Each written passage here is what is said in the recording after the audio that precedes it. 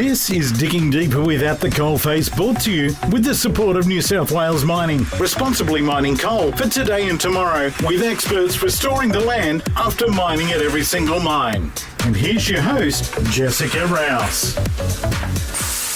If you follow us on Instagram, you would have seen that we share a bit of New South Wales Mining's epic content. Must admit, they've inspired a bit of my content, particularly a video that we put up recently of some very satisfying coal being poured into a coal ship. It just made you feel all the warm and fuzzies if coal can do that. Scott Keenan is the brains behind a lot of that content and does a whole lot more. He's the Director of Public Affairs at New South Wales Mining. Scott, were you satisfied by my video? Oh, Jess, I mean, you are stepping it up every single day, and it's great to have a few more voices in there telling some good stories and showing what's happening in our great industry. Yeah, exactly. And an industry that you've been advocating for a long time. I was doing a little bit. You're making me feel old. Well, I went on a little bit of a LinkedIn stalk this morning, and you really were the brains behind the Voice for Mining Day. If you follow the Knights, if you follow us, if you follow you guys, you know exactly what that is. It was something that you created not many years ago, but long enough. Yeah, look, it's going back a while now. So way back in 2013, I've been in the mining industry and at the Minerals Council. I joined there in 2009, which seems like a lifetime ago now. But in 2013, the industry was going through a bit of a tricky time. There was some issues with the planning system and some mines that were coming up to needing extensions to continue their operations. And, there were some question marks about whether some of those mines might continue operating. And so we felt we wanted to do something. And so the team at the Minerals Council got together, with some of the member companies and the Newcastle Knights. It was a proper team effort. Came together really quickly with this idea of Voice for Mining Family Day. In the first year, it was our logo on the sort of the top of the jersey on a red and white jersey, but it was about raising awareness and getting mining families and mine workers to the game as a bit of like a positive rally around each other and our community and doing something positive at a time where there were some difficulties and some struggles. It's a cyclical industry. There were ups and downs, and it was a bit of a tricky time, but it was a great event. And look, since then, the partnership's gone from strength to strength. The Knights, to their credit and to the team that was there at the time, the jersey itself, that high-vis jersey that, has become iconic now that the players wear, that was actually their idea. They pitched it to us and I couldn't have been happier to get on board with it. But, since then we've grabbed it with both hands and run with it because it's it's just such a great embodiment of what we all stand for. It's our colours. It's those high-vis colours. And seeing the players now, both men and women, wearing them, I think, it's a way that we can feel proud about what we do and in our industry, seeing, professional athletes and elite athletes in the NRL wearing those colours proudly. I think it makes us all feel good about what we do. And that was, a big part of the reason for doing it in the first place.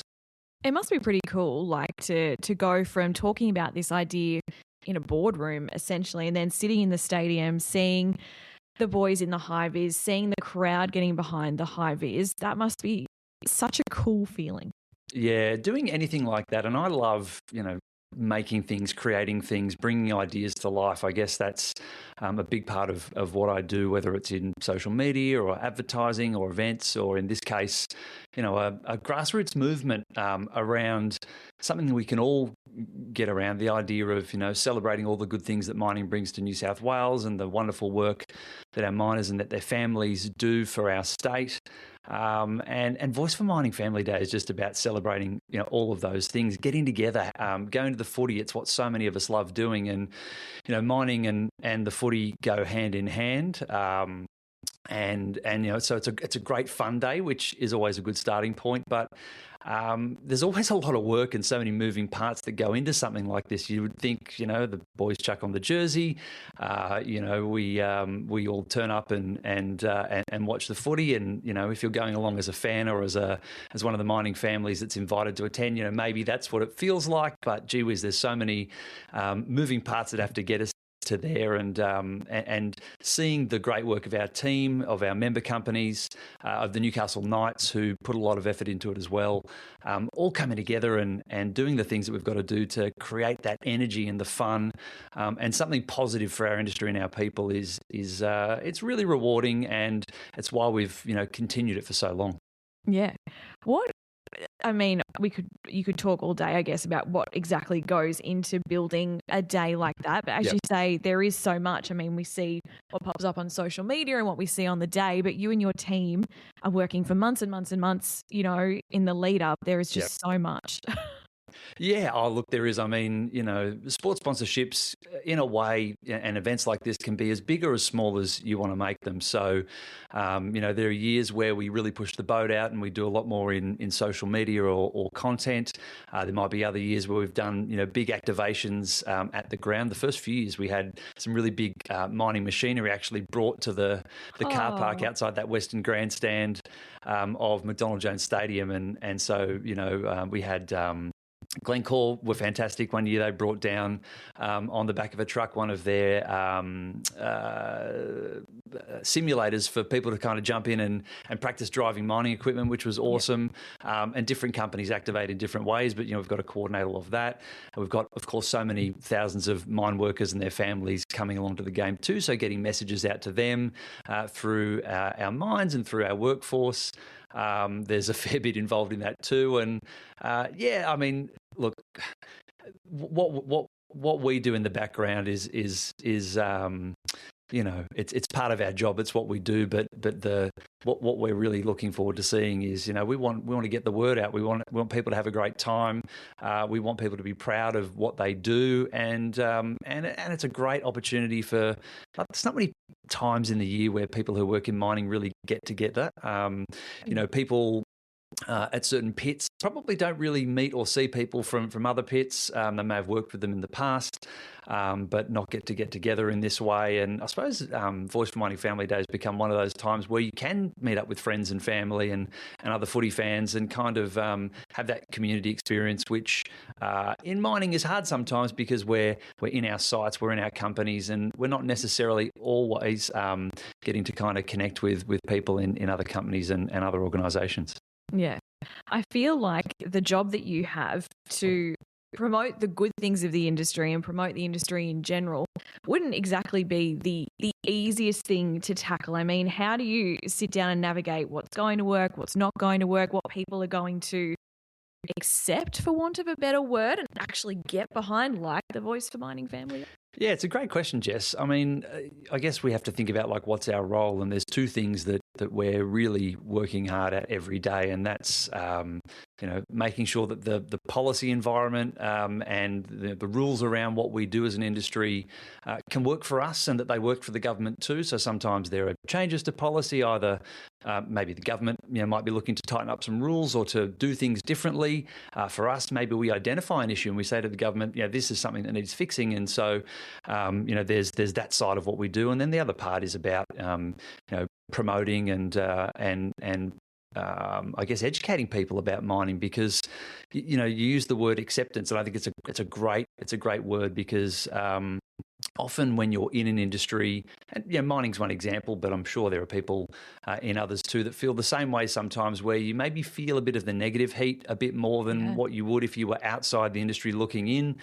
Mining's something that obviously is happening, out in the community. It's visible in the sense that people know it's occurring, and it has a visible physical impact on the environment during the process of mining.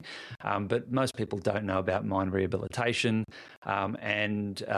So it's about, I guess, moving people along that continuum from opposing or not understanding through to acceptance and maybe support, because if not everyone's going to support mining, and I think that's okay. You can have your own opinion, but our job at the Minerals Council, both here, Queensland Resources Council, federal bodies as well. It's about, I guess, giving people more information and allowing them to make up their own mind. If we don't do that as industry bodies and as leaders in the industry, you can be sure that there will be people who oppose the industry that will do it for you. So our job is to provide information and educate people and hopefully move them along, that continuum to, from opposition to support, and thinking a bit more about maybe, it isn't as bad as what people may think. And if you give them more information and show them examples about what's happening,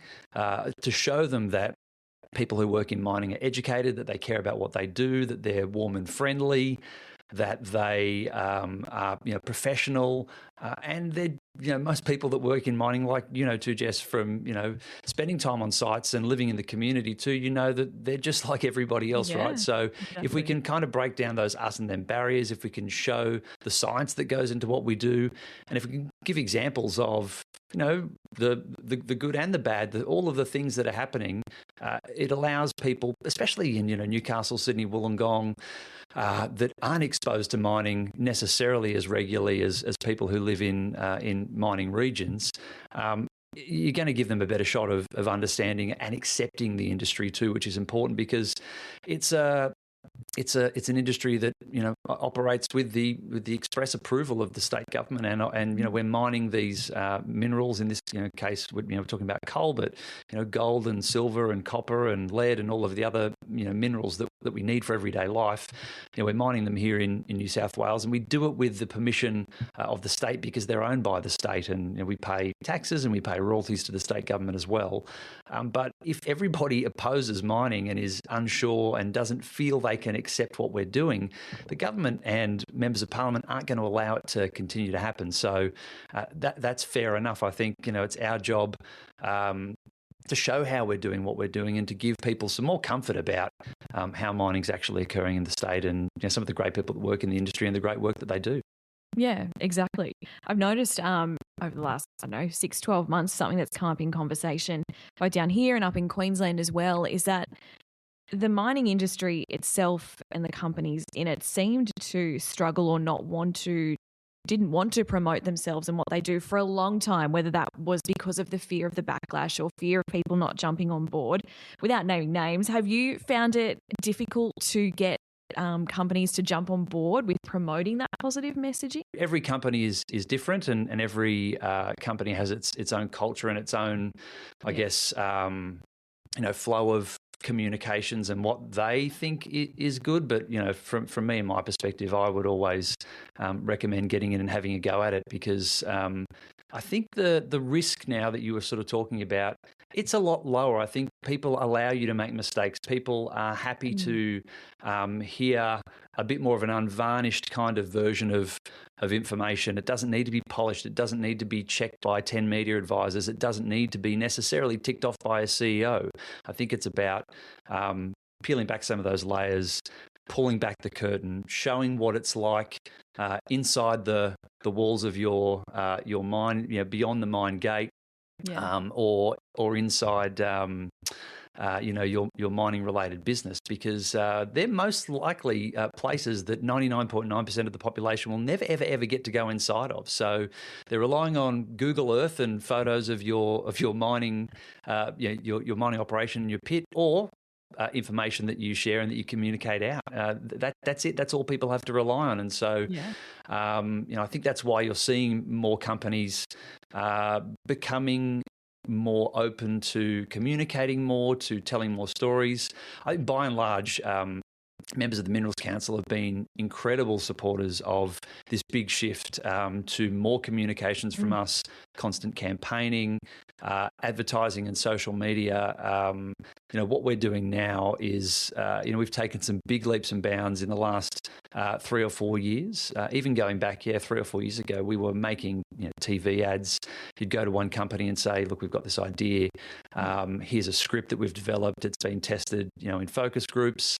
Can we come and shoot this with this person or that person? And they would generally say yes, and it goes through this process, and it was structured and scripted and vetted by CEOs and all those things. And I think they're now more understanding that we need, we've got to move quickly and we've got to go where people are. And so we're still advertising on, streaming, TV streaming services and on YouTube as well in that kind of wide format, a bit more like a traditional TV ad, but also putting a lot more resources into social media and telling those individual stories and giving lots and lots of examples of the things that people want to know about, things like, rehabilitation and environmental practices and, what we mine and how we mine, and showing some of that, because that's where those eyeballs are. We've got to go where the people are. And phones and social media and YouTube is, they're the channels where people are spending a lot of time. So that's where we're reaching people, and we're seeing the benefit of that, I think.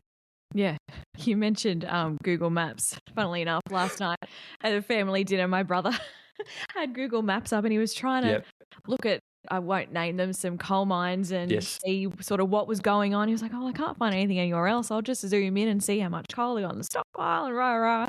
Anyway, it's just a funny little side note that people actually do that. 100% they do, and I think it's human nature. It's interesting, right? I mean, I'm curious. I do it often. You're checking out where you're going somewhere, or you're looking for landmarks and stuff. It is an interesting way to kind of see an industry or to see a geographic location. But like I say, if that's the only information or perception that they those people have about the industry, then we've really dropped the ball, because we've got to use the channels we've got and that we can access to get information out, to take people inside the mine gate beyond what Google Maps shows, and give them some information. And I think the best way we do that as well is through our people. There's some incredible people that work in mining in New South Wales, and I'm kind of, I get amazed every time I go to site. I'm at sites all the time. I've been doing it now for many, many years, and it never ceases to amaze me how many great people there are in the industry, and especially young people coming through. Yeah. I feel I can say that now as a 44-year-old man. I was always the young person, now I'm the old dude. But it is good, because it shows that some young people do get it, and I think that they get the benefits of it as soon as they come into the industry. But they're also really good advocates, because they've grown up with mobile phones, and they've grown up with YouTube, and they've grown up with gaming, and they want as well this. They want to help communicate in a way that they know people their age can get to. So we use people of all different ages and genders and backgrounds in our content and our advertising. Anyone who's seen any of our stuff would know that. We want to be as representative as we can of all the people in the industry, but by far and away, the people who do it best, tend to be under 35. They just have this natural openness and lack of fear when it comes to talking in front of a phone or a camera. A lot of the stuff we shoot is actually on phones. And that might surprise people. We do a mix of stuff. We do some stuff on some nice fancy cameras too. But there's this lack of fear and natural enthusiasm amongst younger people, and I love that. And every time I go to sites, no matter where across New South Wales, there's so many great young people coming into the industry, which I think is exciting for the future. Oh, exactly. What is the feedback like? I mean, obviously, those who are in the industry at the sites you're at are fully, behind what you're doing. What has the feedback been like that you've heard from people who aren't in the industry or really connected to it in any way? Yeah, we get a mix of responses, and the content that we're creating, obviously you run an ad on YouTube or on TV, you don't really know what people think. But as soon as you post something on social media, and you put some ad dollars behind it, which we do, it's a mix of sort of organic posts as well as paid content. Yeah. And as soon as it's getting in front of the people that you're trying to reach, people in Sydney, people of certain age and gender demographics, where we know we've got some ground to make up, you get to know pretty quickly whether people think that the information you're providing is any good or not, and that the stories that you're telling are good or not. And we're happy to take criticism and to answer questions. You definitely get some negativity, but you also do get people sort of surprised or appreciating the information or saying, oh, wow, I didn't know that or I didn't realise that. Or, sometimes as well, it might be, say, I don't know, an example of rehab and they're like, oh, yeah, but, you show me X or Y or you're really only showing me the good bit. And then, so I guess that's a natural reaction, which is expected, which is why we're creating lots and lots of content that shows all the different stages of mining, the different, risks that we measure and the responsibilities we take and the different stages in mine rehab and showing lots of examples from all over the state, because you can't just make one video and show a good example of rehab and say, well, that's how we do it everywhere. I hope you're pleased and that you now agree that mining's great, right? You've got to keep showing people and keep giving them reasons to believe. So that's a big part of what we're doing is continuing to find more of those stories, more of those examples, and giving people reasons to believe that mining is responsible in New South Wales, that we are strictly regulated, that we do work really hard to, with a scientific approach to do the best that we can to meet or exceed those regulations, and to do a great job to be world-class miners. And you can't just say it, you've got to show it. And I think that's the real benefit of some of these video platforms and channels that we have to communicate now, is that we can show it. It's not just like, like I said, 5+ years ago, a TV ad where you could show an example, but that was it really in that one TV ad, or a radio ad. Hey, mining in New South Wales is responsible. We're rehabilitating mines. Well, great. That's good for frequency of message and awareness about the fact that mining exists here and that we're doing it responsibly. But people really want to be shown it, and that's probably the biggest feedback we get, both in social media, but also when we go out and do some focus groups and market research. That's one of the first things that people tell us is, all well and good you saying that, but if you can show us it, that's the sort of thing that will shift our opinion or change our mind. Yeah. Do you interact with, or if you don't, do you ever get the urge to interact with some of that negative feedback or interesting feedback? I know on our socials, particularly when we post stuff around the time of year when Rising Tide is in Newcastle and post some videos, there's always there's always various opinions. And I know last year I just let a couple of people go at it on the comments, thought, all right, you should go at it. Do you respond, or do you think you should respond to that sort of feedback to show that you are happy to talk to the naysayers and the people who are backing the industry? Yeah, I think you just take it on a case-by-case basis. I think, these platforms are becoming more like TV and it being a bit more like a viewing experience. Yeah. So, I think it's kind of diminishing returns if you're spending lots and lots of energy, going round in circles with, people about, they said this, then you say that to respond. And, I think it's worth it depending on how the question's asked and who's asking it. Are they someone that has been a regular commenter and a complainer? Or are they an activist? Are they a supporter? Are they somebody who's genuinely seeking information? We have some standard responses, and we've got some stuff on our website where we can direct people to. But yeah, I think often we see, people jumping in the comments and having conversations as well, people that support or that, want to respond and provide their own kind of take on it. I think our energy as a small organisation with a reasonably small budget, the way that we can most effectively use our time is to create content and tell stories that connect with people and that, I guess, help to address the concerns that people raise in comments. So we've actually done some videos lately where we start the video with, a real comment that somebody has asked about, whatever it is, like, do you even do, real rehabilitation, or what about the animals? It's great showing plants. What about animals? And so we've then, okay, great. We go and create a video responding to that and showing some examples of how that work's being done. And I think that's one way to address some of those challenging or tricky comments. It's actually, showing them a response rather than just saying it and typing it back. Yeah, exactly. And as you mentioned, you've been to many, many sites across New South Wales. Oh, don't ask which one's my favourite. I couldn't possibly say.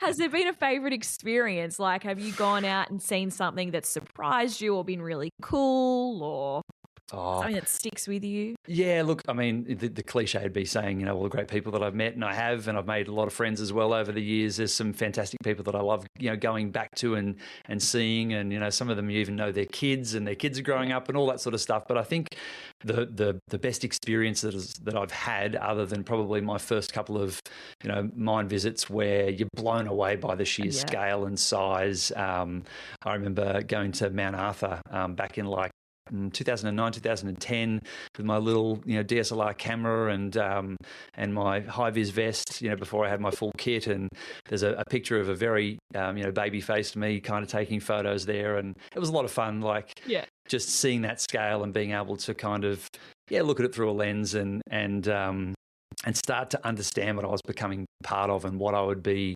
advocating for. And I got excited by that. But the best experiences have been where we've done some really cool, content and storytelling experiences. So there's a couple that come to mind.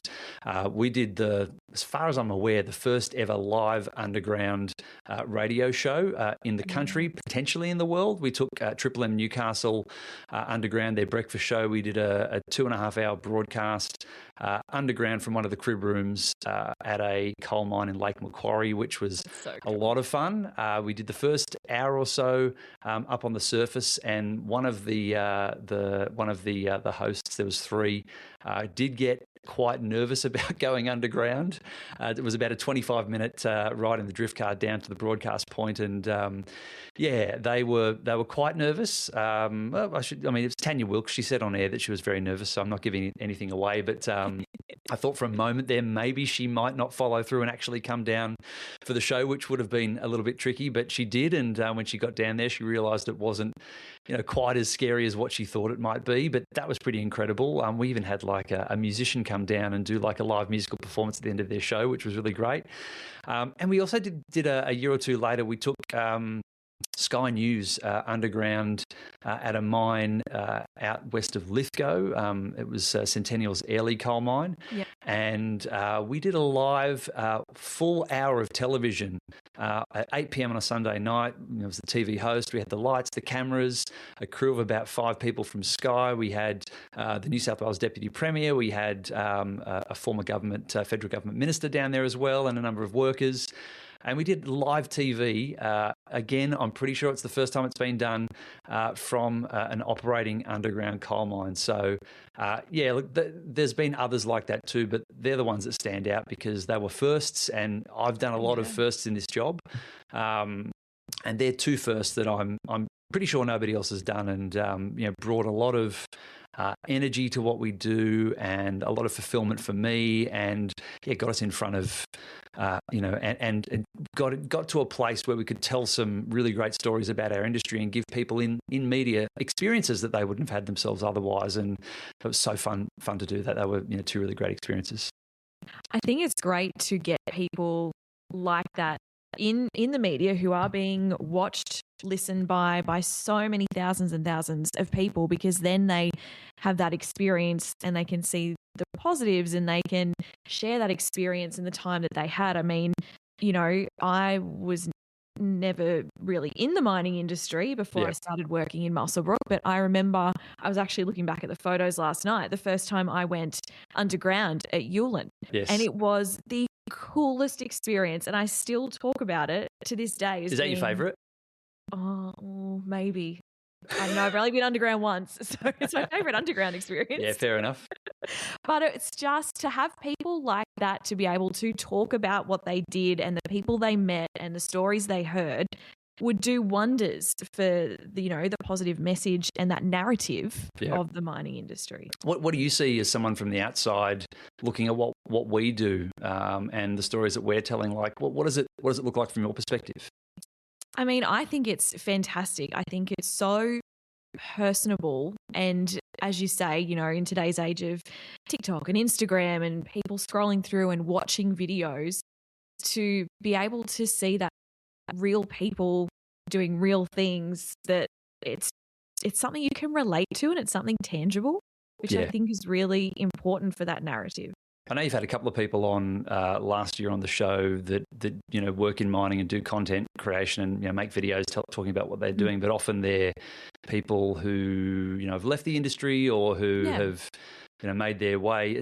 I'd love to see some more people in our sector having a go at telling those stories. I know it's tricky because there are rules around having mobile phones at work, and safety is obviously super important, but having permission from companies for people who ask for it to go and tell stories and show what they do, I think would be incredibly moving and powerful, and give people more of an insight about what the industry is like and what the people are like who work in mining.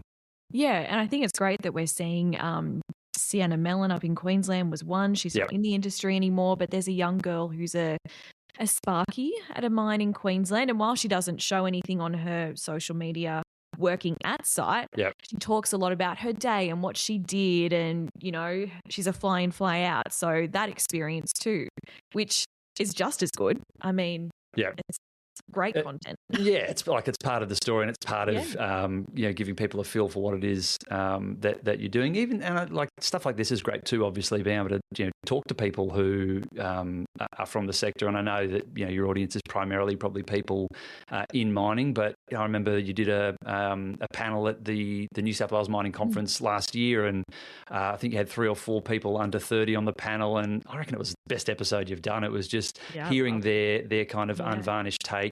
That you could tell that they, were clever, intelligent, really good at what they do, and I think sometimes the older you get, or the more senior you get, the more corporate your responses can become, and the harder it is to talk like a normal person because you're thinking about your responsibility within the company and the business, and what's important and what messages you need to get out. But I think hearing them just talk from the heart about what they like, how they got into the industry, what they see as the future for the industry, stuff like that. I think more conversations like that are great. It's just fun to listen to, and I think it gives a real visual into the industry that I'd love to see more of. It resonates more than the corporate bullshit. Oh, absolutely. To the wider audience, let's 100%. Be honest. Yeah, 100%. Stuff is important. It is. It's got its role, but I think we have to find ways to give more voices or more space to those voices, right? And even people who are in those corporate roles to go, I don't know whether it's it's LinkedIn or Instagram or wherever they feel comfortable, but talking more like a normal person about what they do too, I think it'd be amazing. Exactly, 100%. I think that's a perfect spot to end on, Scott. Thank you so much for joining us. I loved it. It was fantastic. Thanks for all you do, and to everybody at Coalface and all your readers and listeners and viewers, thank you. Well, that's today's episode of Digging Deeper with At the Coalface. Thanks to New South Wales mining responsibly for today and tomorrow. Find out more about the industry's responsible mining practices and meet more great people from the industry on their social media channels. Now, wherever you are listening to this episode, make sure you leave us a rating and a review. We really appreciate it. You can find out more info at our website. And if you've got a story or an idea for an episode, please get in touch, Jess at thecoalface.net.au. We'll see you next time.